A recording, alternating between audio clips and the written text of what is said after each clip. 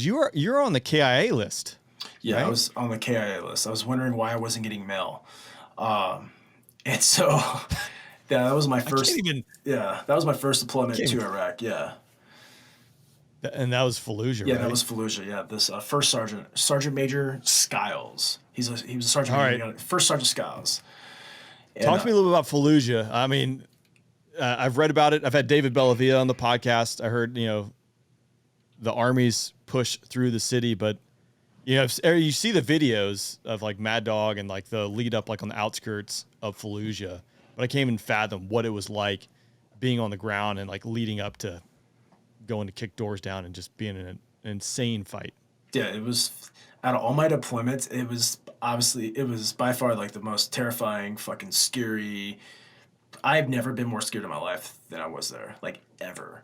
None of my other deployments like ever came close to it. Maybe because I was young and 18, it was the first time I was exposed to it, but like the dynamics and violence that existed there was completely different. Like it was just so different because Iraq on day one was very CQB oriented. It was very like in your face, house to house.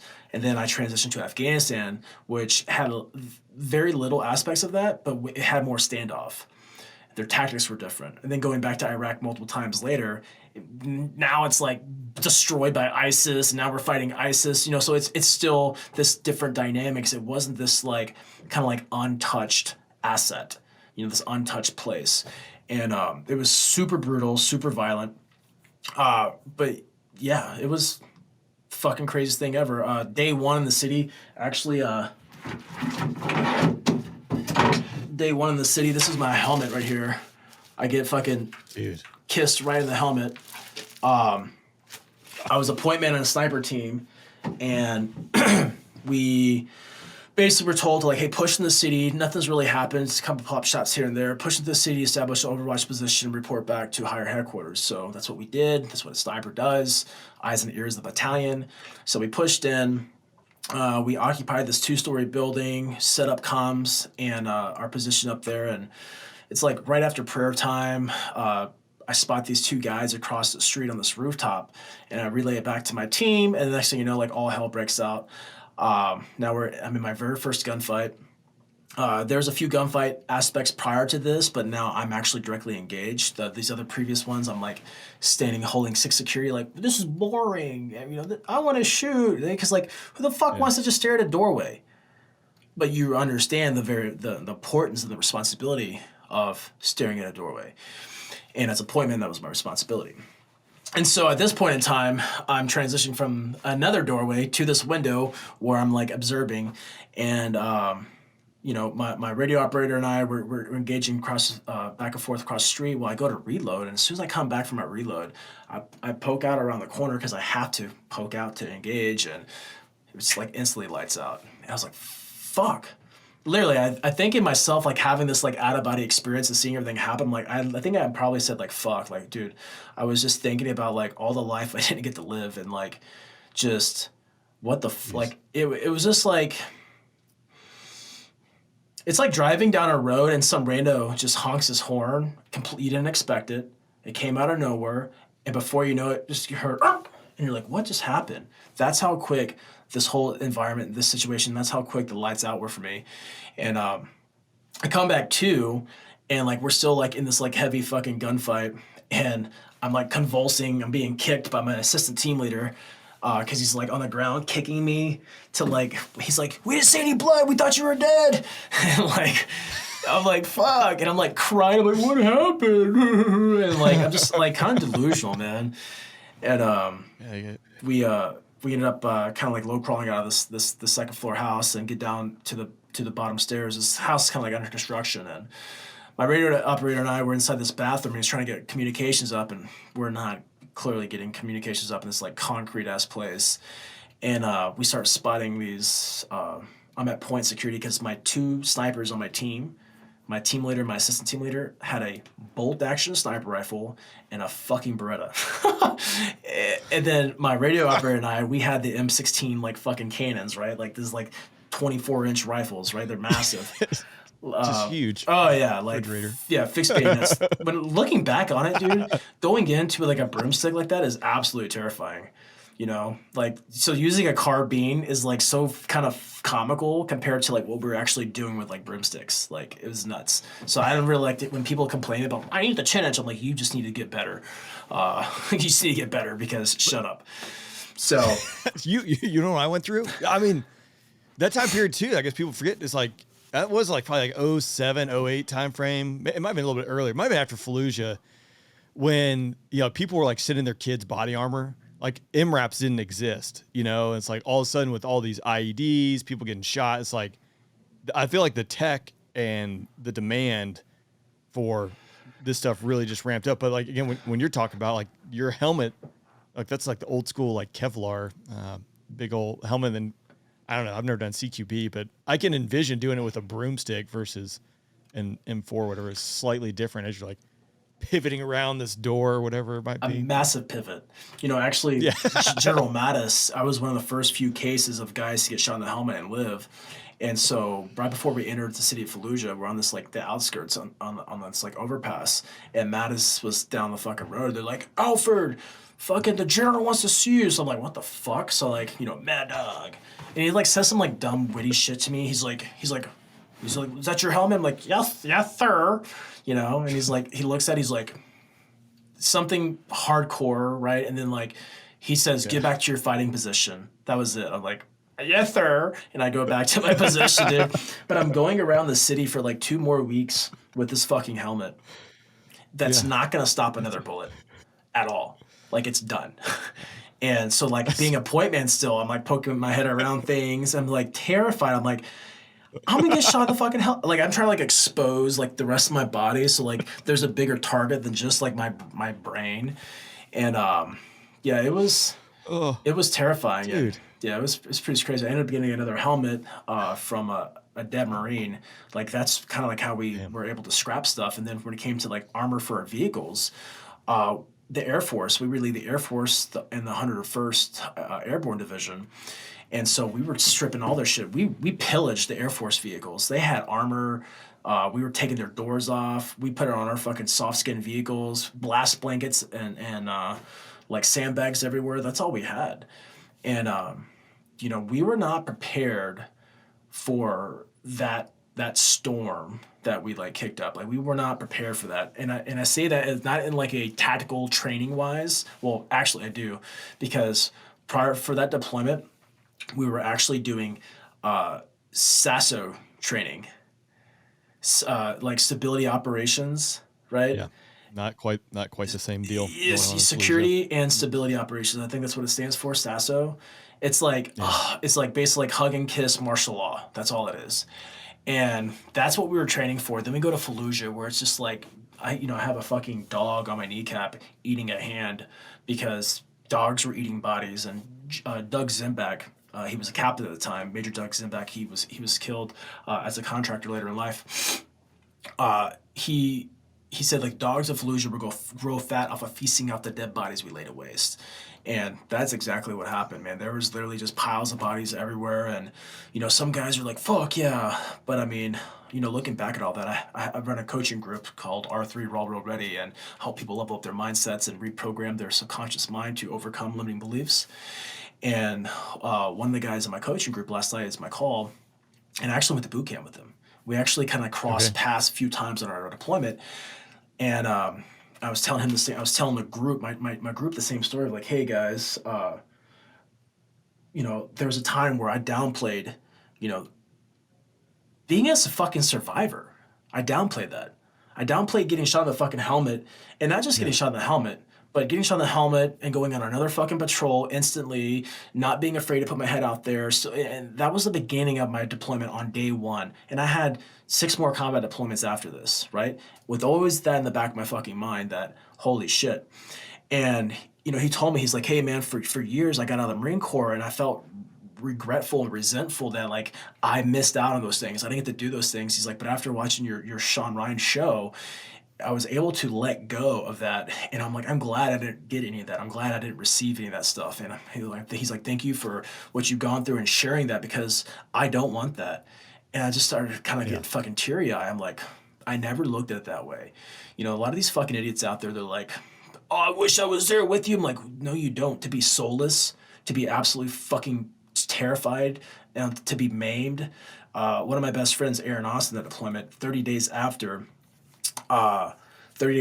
being shot in the helmet, it was April 26, 2004. And if you follow my social media, I'm kind of always posting about it because I post about these things not to boast what Cody did, but I have so many friends that never share their story. I have so many fucking heroes that just never allow themselves to be seen.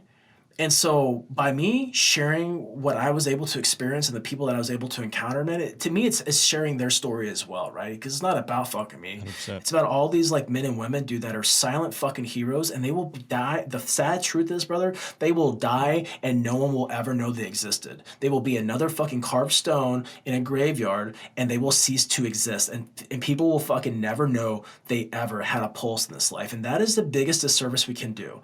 I got a phone call today about a Raider brother of mine who just killed himself yesterday, or 2 days ago, excuse me. And I'm like, when the fuck did we stop? So I share these stories, I tell these things to not inspire people to go get some. I'm not a fucking military recruiting video. I'm a reality of like, hey, dude, you don't need war to fucking be lost and hurt and sad and depressed, and you don't need to feel inadequate for not doing those things either. Take lessons from the people who have experienced those things, just like take lessons from the history, and if you don't pay attention, you will repeat the same fucking things. And so, Shocking. 30 days after this helmet engagement, we're on this Doug Zimbak. He's like, hey, we were taking sniper shots from this one building multiple times. It had this like blue satellite dish on it, like it stuck out kind of like a sore thumb, and we're always taking sniper shots from this thing, like receiving sniper fire. And Doug's like, hey, we're gonna go take over this compound, and it's a strictly kill mission. Like, we're gonna do this so the snipers get kills. So my sniper team was sent out on this mission with a squad, and we or with the fucking platoon, excuse me, and we go take over this compound. No engagement, super easy to get inside. It's just across the Jolon Cemetery, so like our main firm houses had visualization on us, and we get inside this building. We set up on the rooftop. I bang out the sniper hole, the kill hole, the myrtle hole, the loophole, right? And I get everything set up, and my team leader is like, hey, you and Ben, he was the radio guy. He's like, you and Ben go downstairs, take a fucking break because it's getting hot out here and we don't have much food or water, and then we'll send someone down there to come grab you guys in like an hour. And we're like, okay. So I see Ben, he gives his rifle, his M16 to our assistant team leader. He's like, hey, you might need this. And then my team leader, I go to give him my rifle. He's like, no, you might need this. I'm like, okay. So we go downstairs, have a cigarette in this like big kind of like sleeping room. So there's like a bunch of mattresses everywhere. It's like where they fucking like have their like powwow in their community room. And I got my rifle on the door frame in the threshold of the door, and we're sitting on these pads, open for flak jackets, just smoking cigarettes, dude. Like that's like the best feeling. Is like smoking is horrible, obviously, but like those moments where you're smoking, fuck, you just feel alive, dude. It's just I don't know, man. It's like that manifesting of like what you saw in the movies. You're just like peace in this like hell, and before you know it, dude. This whole entire house, I'm on the second floor. There's a third floor, then a rooftop. And the third floor is a very small, like kind of like P-way, breezeway. And then it's the rooftop. And so the house just starts yelling. You hear all these explosions. We got machine guns lighting up in our room.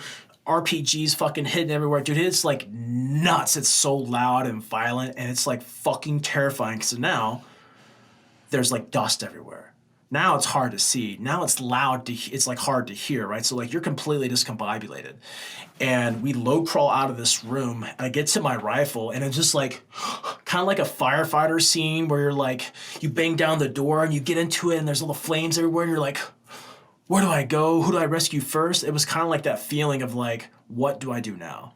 And there's just hell breaking loose downstairs. There's guys running into our fucking doors.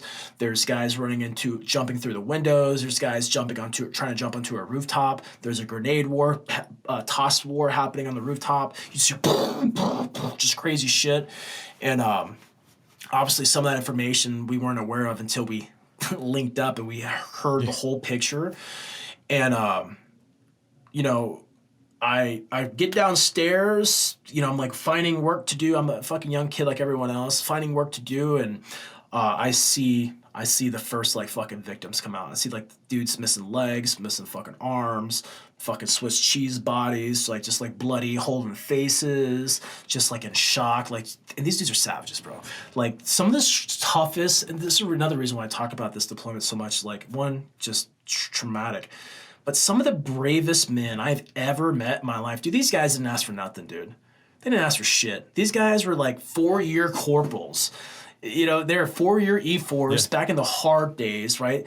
And they didn't give a fuck about nothing but the dudes, and they did the work. The corpsmen, back in the day, dude, corpsmen only had pistols. And these corpsmen, I was part of Echo Company 2-1. That was my sniper team was attached to them. 2 sniper teams attached to them. These corpsmen, bro, were fucking dropping bodies with pistols. And I don't say that to be cool. I say that because these corpsmen were fucking brave. You try to fight in an environment like that with just a fucking pistol. When patching people up and doing that. When machine guns are ripping through doorways, fucking RPGs and grenades are impacting everywhere. These dudes are running around with pistols. Terrifying, right? It's absolutely terrifying. And so I see all these wounded come down. They're getting the work done, and it's just hell. Luckily, we had a Delta Force medic with us, because this Delta Force team came to us. They were a sniper team. They came to us like days before all this. They're like, dude, we heard you guys were like getting all sorts of shit. We wanted to see if we come and help out, and that's exactly what they did, dude. They came, and this was like the varsity Delta team. There was a guy that killed Uday. There was a guy on the team that got what's his name, Saddam. Like it was like this like big league team, and then you had this like young medic dude who's just a badass. His name's Dan, and Dan is doing his best, patch people up. It's fucking chaos, bro.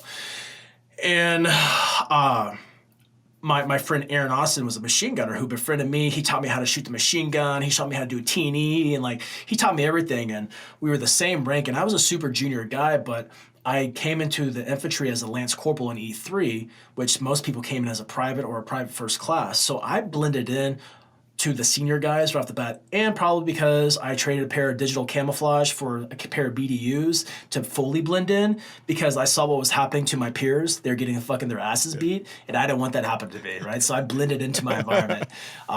You know, I was a special operator before I was ever a special operator. And so... And so people thought I was a senior guy. And then being on a sniper team, you just kind of had like more street cred, but Aaron didn't care about any of that shit. He just like taught me, and he was my friend. We had plenty of nights on watch, smoking cigarettes and fucking shooting with machine gun and shit. Well, I hear this like Aaron's hit. And so, and like I was like very emotionally attached to him. I had a very personal relationship with him, and I run up to the rooftop, dude, and they're like, get to the fucking roof. And dude, you're like, dude, if you go to the rooftop, you're dead. Like, you're fucking dead. Like, the chance of you dying or getting, like, maimed on that roof is, like, significantly high. And you know, I go up to this rooftop, and I see Aaron. He's, like, white as shit. He's, like, the white as this light back here, and just bleeding out, man. And, you know, you can't just focus on that. We had to push the fight still. We still have grenades coming onto a rooftop. We still have guys trying to, like, enter our house. We're getting shot at by a minaret, so they have the high ground advantage. It was just a very kinetic battle. And then we get everyone off the roof, and we started withdrawal back to our friendly lines. And so it's my radio operator, myself, and Dan, the Delta medic. We're carrying Aaron, got an IV in him, doing our best to sustain his life. And we get him back to our compound, and you still can't, we do like the Mogadishu Mile back, and you still can't stop and like have feelings or emotions, because we're still being attacked. And so we're still being heavily fucking engaged. Like, it is straight chaos taking place. Now that we're out of this house, it's just intensified, because more people are aggressing towards our position. Like, it was some of the fucking gnarliest things ever. And Aaron and the rest of the guys get sent back to, we're waiting for medical vehicles to take them back to the MEC. I forget what the MEC stood for, is the MEK, but basically that's what like a Role 1 facility was at, where they had like the trauma surgeons. Okay. And we were waiting for the vehicles, but the vehicles are being utilized by our battalion commander, battalion sergeant major, right? Because they were doing their battlefield circulation because everybody wanted to get into the ship. And out of all my deployments, it's the same story every time. It's always the leaders. It's always the people that are disconnected from the direct engagement that try to put themselves into a tactical environment, which then cause absolute fucking chaos and disruption to the battle space, and then like the fucking congruency required to operate at such a high level, because you're not thinking. And now you have to rely on training. You have a bunch of 18-year-old and 19-year-old kids. They don't know shit, know nothing, except for what they've been told. And they are doing massive amounts of critical thinking, target discrimination, and employment of their weapon system. Like, that is, it sounds fun and it's easy in this day and age where there's video games and we see violence and shit all the time, but it is not easy when you're literally eating sand, you're eating debris from concrete as it's hitting your face, when you're fucking drenched in blood, when you're running low on ammunition, when it's such a target-rich environment. If you get tunnel vision longer than necessary on a particular threat, you're getting fucking eliminated by another threat. It's not this, oh, that's crazy. Nobody was smiling. And everyone's like, get those motherfuckers, right? Because, like, we just lost a bunch of fucking friends. And when you're gazillion miles away from home and you hear a grown man say and reach out for their mother, that is like it's probably one of the most gut-wrenching. I've heard it a few times in my military career, my first deployment and actually my last deployment, oddly enough. It's this weird fucking audible sound. And then obviously to see people die, you're just like, what the fuck are you doing? And that was my first 30 days inside Fallujah. Because, it was about 30 days, 45 days technically. And we had 6 more months of that. And that was just rotation 1, and that's the first time I ever encountered battlefield, what do they call them? Battlefield replacements. These guys, literally just like Band of Brothers. I don't know if you've seen that movie, the TV series. Yeah. They don't make friends with. New guy shows up. New guys show up. Everyone's a dickhead to them because they're going to fucking die. Yeah. Could not be further from the truth. These guys came from reserve units. These guys they were getting recalled back into the Marine Corps. Boom, mortar round landed on their lap. Boom, fucking shot in the fucking head. Just like it was happening left and right. And you're like, and then that's when you become like dark and tainted inside and you hate everything.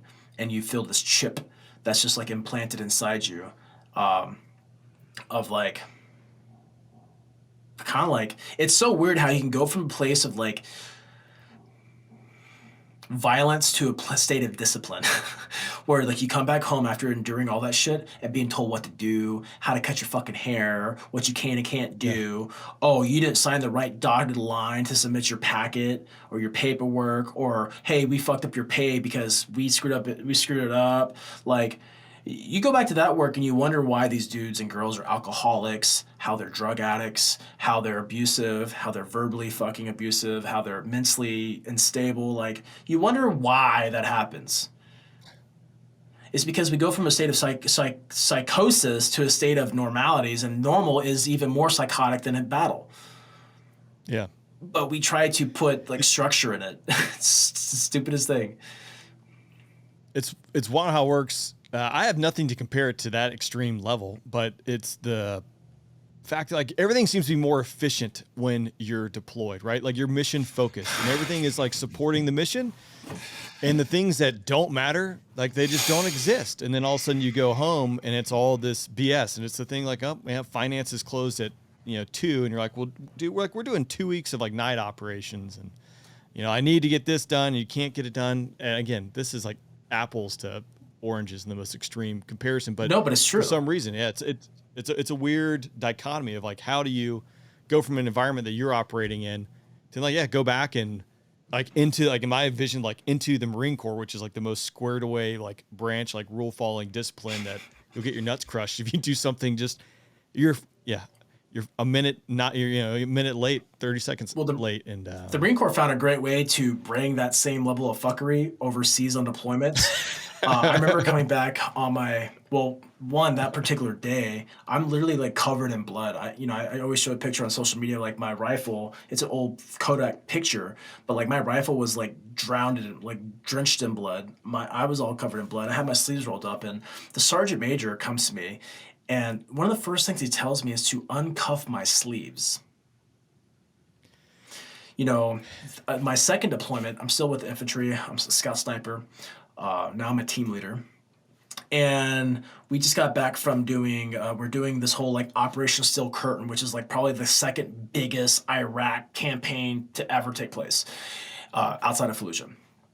And Fallujah Ramadi then was at the same time. But then you had Steel Curtain, which is this crazy, like, just like fucking blitzkrieg of like just dominating town after town, city after city. It was fucking nuts. And I remember we come back from clearing like our third fucking city, like violent, losing people, brutal. And I didn't have my fucking cover. And it's chow time. And there's an idiot. They're generally called first sergeants. There's an idiot with a stupid haircut telling me I can't go to the chow hall because I don't have a cover. Turning away my other guys because their uniform is dirty. Now, I'm not saying be completely undisciplined where you just do whatever you want to do. No, I believe in good order and discipline. I also believe in common sense. And I also believe in, like, did fucking these idiots not look at pictures of our own lineage? Before high and tights were a fucking Gestapo brainwashing thing, men had real haircuts. They had more self-confidence and respect. There was more pride in the uniform. There was more pride in how one carried themselves because they were a respectable citizen of society.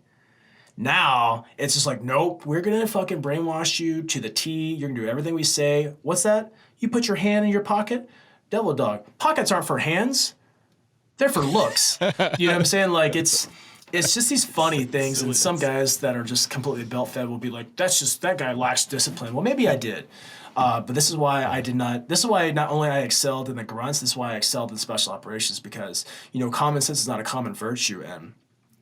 But, 100%. Just like I said on that podcast, man, like, dude, there was people fighting another war that I was not fighting. They were fighting this stupid war. And it's so crazy. And, dude, you get all the support while you're deployed, and then you come home, like you said, dude. You go from 100 miles an hour to 0 miles an hour, completely lethargic. People only care about the weekend and what they're gonna do, how they're gonna get your face, and what chicks they're gonna follow. And you're like, I need this, and they're like, nah. Or I have to deal with civilians now, who are like in charge of range control. And if you don't know what range control is, people listening to this, range control is like the most Gestapo organization that's in the United States military. Range control controls all the training facilities that do live fire and basic training. Generally speaking, these are ran by civilians who were has-beens in the military that they have yet to let it go. And they are like, it's my range. These dudes have never stepped a foot in your fucking shoes, and they're telling you how to do everything beyond safety measures. And it's just like, that was always like my complaint. Like, it's just like, how does this make sense? Like, it makes sense if you have no like common sense or logic.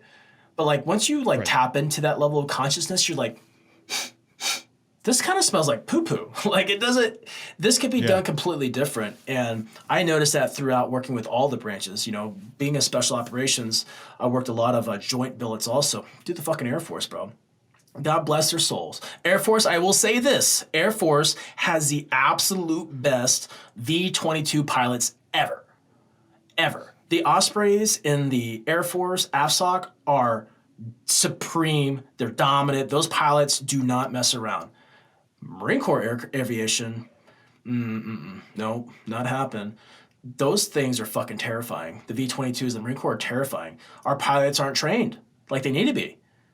AFSOC, USASOC, the shit.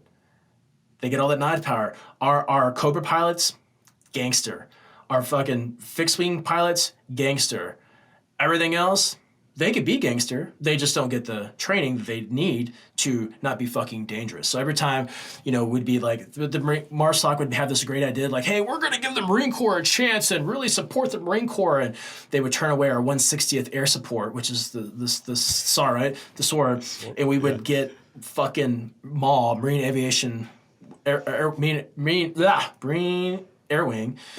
And I'm like, dude, there's those fucking 22s, man. We already had a few of them at this point. Like, they would brown out and like roll over, or like the crew chief is like taking his sweet ass time rolling up his comm cord. I'm like, bitch, lift the ramp and let's go. Yeah. We're like in the bad guy's backyard, and you're like fucking around, dude. Like, I need to get my team off this thing. 160th. I don't want to die. In and out, dude. In and out. These are just gnarly gangsters, bro. But that's like everything else, when you're treated that way, and you're allowed an opportunity to literally rise to your fullest potential, you'll be savage. That's why in the military, you have people who are just savages because they have people that believe in them and allow them to actually step into their true superpowers. But like for the big system as a whole, talk about the aviation air wing, like those guys have so many roles, bro. Those dudes went through years of training and education to get a chance to have their wings. Like, why would they throw that away? And they haven't changed in the past 20 years, so how are they gonna change it now? So like that part sucks, is like when you're in some place that you cannot influence. But all you can influence is the people in your immediate surroundings. People like, how do you be a leader? Well, you fucking do that by where you're standing right now. That's where you have the most influence. Because you're never gonna change the system. Because dude, people might think I'm talking shit about the military. Military is savage, bro. If people knew how deadly the military was, they'd literally lose their mind. If people knew how like strategic boot camps were, they would probably have a class act lawsuit. They're so amazing. You know what I'm saying? Like it's perfectly designed. No one in the history of anything can ever leave boot camp. I don't care what. I've talked to every branch. I have an Air Force veteran that lives with me. I'm like, did you feel like a complete badass when you left boot camp? She's like, hell yeah. I'm like, exactly, dude, because they brainwash you. Like it's by design. And so like you have to give mad props to that shit, dude, because it takes that caliber of training and discipline and just honestly uniform vision to go execute these tasks, dude. Like, I don't care what your job is, dude. It's all monotonous. It's all hard. It can all cost you your life. There was cooks getting fucking shot at. There was motor T guys getting shot at, right? Like, you're not free from death and destruction in the military. And you're definitely not free of prosecution no matter what your job is. So, like, it's literally like you're subjecting yourself to 4-year sentence with limited freedoms. You can't talk about shit. You definitely can't voice your opinions. You got to shut up and do what you're told. And if you stand out against that, guess what? You can get reprimanded. The cool thing is you can get reprimanded and paid at the same time. And the chances you really get fired are like really not high. And so I tell people like the military is just a bunch of like felons that haven't been caught yet. It's just like you have not a lot of freedoms, but there is like a different world that exists there. And I think that's the most lucrative. Like, what other job can you tell someone to go shut the fuck up in? And not lose you. Right. Yeah. What other job could you if you're literally like incompetent, could you have someone like, bro, what are you doing? And not lose your job? You might get in trouble, you might get a verbal counseling, but like you're still gonna get paid. And then past a certain rank, you have that tenure, bro. It's gonna take an act of Congress to take your pay. Literally an act of Congress. And obviously I leaned right into that. When I picked the BA, bro, first thing I did, I went to this officer that I just despised. I told him to go shove it up his ass, dude. I hated this guy. I told him to go eat a dick. And you couldn't do anything. And I'm like, okay, now we can start actually making big moves. Actually, because before I picked the B8, I was actually warned, like, hey, I was selected. So I had to wait a whole year to pick up. And I was warned by a couple of my mentors that were my leaders, my friends, my coaches, my bosses. They're like, hey, dude, they're gunning for you, dude. Don't fuck up. And so for 1 year, dude, I had to be chill as a cucumber, because you give them an inch, they'll take a mile. And I knew what I was being called to do, what that rank was going to allow me to do was way more important than how I felt, was way more important than my fucking emotions, because now I'm getting an opportunity to take out multiple teams. I'm going to get to actually train multiple people, and I'm actually able to speak my mind and take care of my men and women, because I knew that shit was not a common trend. People cared about them. One of my buddies, he was one of my buddies at the time, He's actually my boss back in the day, and then we became team chiefs. That's the enlisted guy in charge of a team, a special operations team. His team replaced my team leaving Afghanistan, and his team leader was a loser, like straight fucking like a liability, just like mine, because they were both new and they both didn't belong there, and that's unemotionally, that's just factual, and I'm like, dude, why did you say something to that guy? He's like, well, I had a fitness report to worry about. I'm like, what the fuck? You were worried about your fitness report when this guy's literally trying to get your guys fucking killed to do patrols to make daddy happy? Like, I dealt with the same things. Probably why I was under investigation for 2.5 years. I clearly wasn't worried about my fitness report. I was worried about my fucking men's lives. And so many people want to play big boys, but they're not willing to do big boy stuff. And big boy stuff sometimes means you got to put it out there. Big boy stuff means sometimes you have to risk it all. Not be an idiot, but risk it all because it's not about you.